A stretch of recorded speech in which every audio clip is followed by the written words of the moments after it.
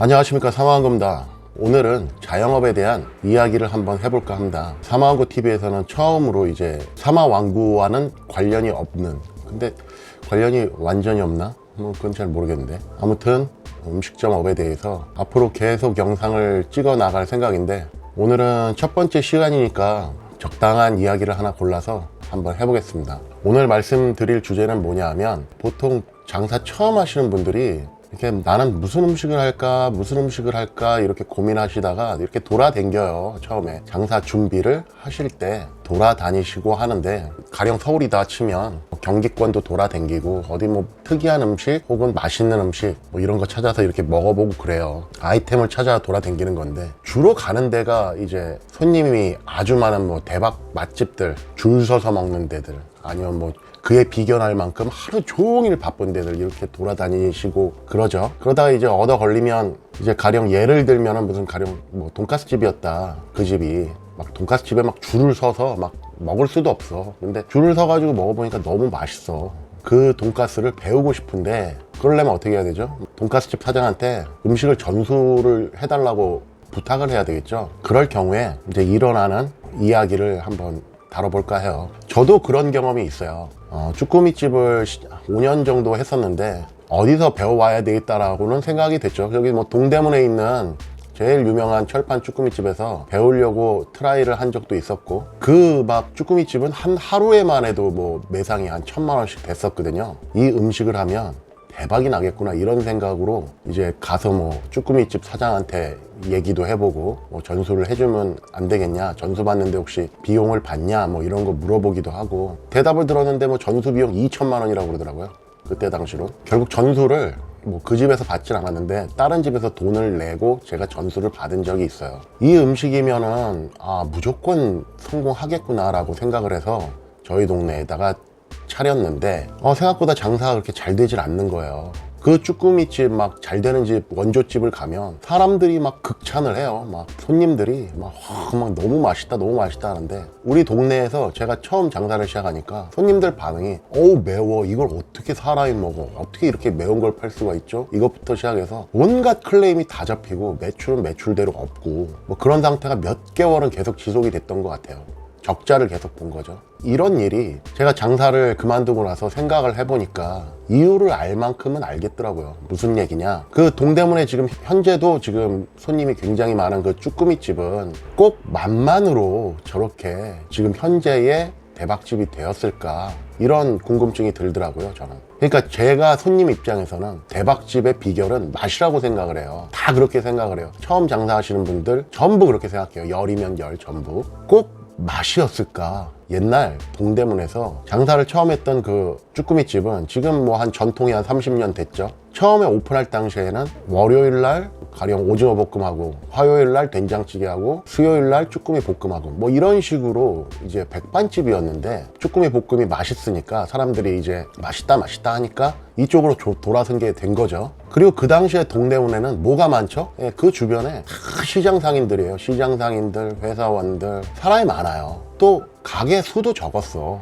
식당 수가 적었다 이 말이에요. 그러니까 그 집이 살아날 수 있는 계기가 됐었고, 맛이야 30년으로 내려오면서 계속 보정이 일어났겠죠. 처음부터 지금의 완성형의 맛은 아니었다. 자, 제가 지금 제 실제 경험을 얘기를 하고 있는데, 이 얘기 들어보시니까 뭔가 감이 잡히지 않으세요? 어느 날 뭐 택시를 우연히 어딜 갈 일이 있어서 탔는데, 택시 안에 그 라디오에서 저랑 비슷한 사연을 가진 저기 경남분, 뭐 부산분인가 그랬던 것 같은데, 저랑 똑같은 얘기를 하시는 분을 라디오에서 들을 수가 있었어요. 울산에서 뭐 칼국수인가? 노포인데 막 장사가 너무 잘 돼가지고 거기 가서 기어코 전수를 받아서 부산에 차렸는데, 부산에서는 막 이게 칼국수냐 무슨 뭐 이런 경험이 있었다는 거예요. 뭐 4개월 만에 문을 닫았다. 결국은 전수를 받아왔지만, 처음 장사하시는 분들 아이템 찾아서 그 맛집들 막 돌아다니시고 하시는데, 그 맛집들 사장들 대부분의 경우가 아주 고액의 전수비를 요구하거나, 그도 안 되면 뭐 안 가르쳐 준다고 뭐 이렇게 막 배팅하고 막 이래요. 보면 가뜩이나 잘 되는 집 사장들은 다 그러는데, 맛집 가서 음식을 전수받는다는 자체는 좋아요. 그 음식 자체를 전수를 받으면 그게 나중에 내 자산이 되는 거니까 그건 좋은데, 제가 하고 싶은 말은 뭐냐면, 바글바글한 막 그 식당에 음식을 먹으면서 여기가 대박집이 된 이유가 맛만으로 승부를 해서 여기까지 왔을까라고 생각을 해보는 게 좋아요. 그러니까 가령 예를 들면 뭐 다른 요인들도 있잖아요. 지리적 요건이라든지 그 당시에 이 근처에는 식당이 뭐 없었다, 여기밖에. 아니면 뭐 그 당시에 이 근처에 뭐 지하철을 타려면 이 식당을 지나쳐야 타러 갈 수 있었다, 뭐 이런 것도 있었을 테고. 대박집에 가서 손님이 바글바글한 모습을 보면 처음 장사하시는 분들은 최면에 걸려요. 배워가면 어디서 차리든지 성공할 수 있겠다, 뭐 이런 생각을 하죠. 그거 굉장한 착각인 것 같아요. 저도 역시 착각을 했었고, 뭐 음식 맛이 좋아서 이거 어디서든 막 그런 거 없어요. 현실 생활에서 통하지 않아요. 왜냐하면 내가 그 집 음식을 전수받아서 내가 차리는 가게는, 그러니까 그 원조집의 맛을 제외한 모든 환경이 저와는 달라요. 맛만 똑같아. 나머지는 다 달라. 손님 수도 다르고, 손님 유형도 다르고, 손님이 오는 패턴도 다르고. 하지만 여러분 그거 아시죠? 초대박을 치는 맛집들의 최고의 인테리어는 뭐죠? 예, 손님들이에요. 손님들이 꽉 찬 식당이 최고의 인테리어예요. 어떤 식당이든 다 그래요. 제 아무리 막 대단한 식당도 손님이 없으면 볼품없기 짝이 없이 보이고, 허물어져 가는 노포도 손님이 많으면 되게 막 고급져 보여요. 그렇게 보여. 사람 심리가 그렇게 돼 있어. 그래서 막 손님들이 많은 식당에 가면은 이 음식이 더 맛있게 느껴져요. 실제로도 최면이 걸리죠. 그리고 맛만 보고 이 손님들이 지금까지 이렇게 막 버글버글하고 계속 많구나 해서 그게 나한테도 똑같이 적용이 돼서 나도 이 음식을 전수받고 나면 어딜 가서 차려도 이 집처럼 대박이 나겠구나 하는 순진한 생각은 버리셔야 됩니다. 대박집의 요건은 맛 이외에도 여러 가지 요인이 복합적으로 이루어질 수가 있어요. 맛, 시스템, 지리적 요건, 환경적 요인, 그 밖의 요인, 뭐 여러 가지가 합쳐져서 그렇게 시너지를 발휘하는 식당이 된 거라고요. 근데 단순히 그 맛만 가지고 1차원적으로 접근을 해서는 성공을 하지 못합니다. 예, 이건 단언할 수 있어요. 이런 말 주위에서 많이 들어보시지 않았어요? 어디 대박집에서 음식을 전수를 받아서 와서 차렸는데 쫄딱 망했다, 뭐 이런 얘기 많이 들어보시지 않았어요? 주변에서. 이게 제가 오늘 하고 싶은 말이에요. 음식 전수 받는 건 다 좋은데 거기를 맛만 가지고 평가하지 말고, 이 집처럼 내가 흥하려면 그 집이 대박집으로 일어설 때의 외적인 다른 환경과 거의 비슷한 목에서 그 음식을 해야 돼요. 근데 요즘에는 그런 게 좀 잘 맞질 않는 것 같아요.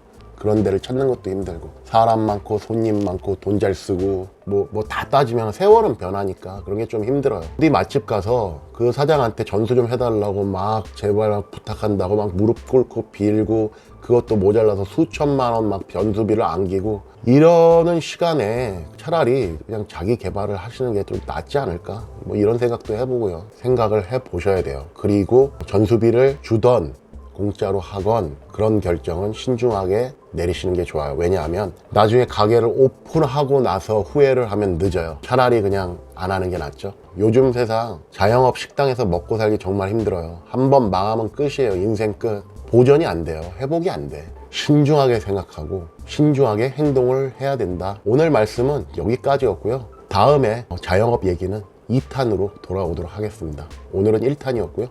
예, 감사합니다.